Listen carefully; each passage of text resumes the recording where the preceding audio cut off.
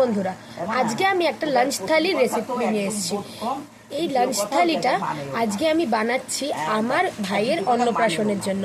তো দিয়ে দাও ভাতটা।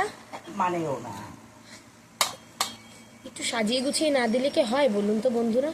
এই তো ভাতটাকে সাজিয়ে দিলাম।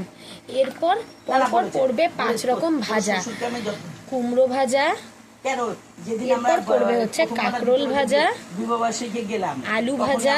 খেতে দেখে তোর শ্বশুর আমরা যখন নামছি বললো না শুভঙ্কু আজকেও আলু ভাজা অবস্থায় অফিস কাছে আর কি আছে মা বলেছে, আমি নিজে শুনেছি, আমি নিজে শুনেছি যে বলেছে বরবটি ভাজা।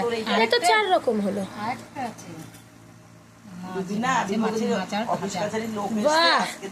দারুন।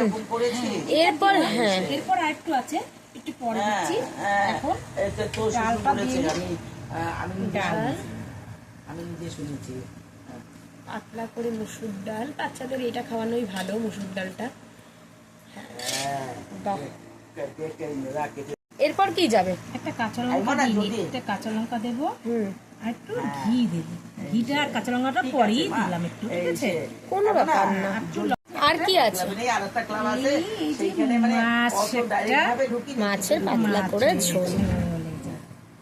বাহ, বেশ দারুণ দেখতে লাগছে। এটা কি মাছ? এটা কাতলা মাছ। ওনা বলে আসবি কেন শুক্র শনিবার দিন আসবি না কেন? শুক্র শনিবার দিন কত টাকা কত পয়সা, পায়েসের বাটি। এইটা ছাড়া কি আর জন্মদিন অন্নপ্রাশন হয় বলো তো? দাও। বাহ, শেষ পাতে মিষ্টি। এই হচ্ছে লাস্ট ফিনিশিং।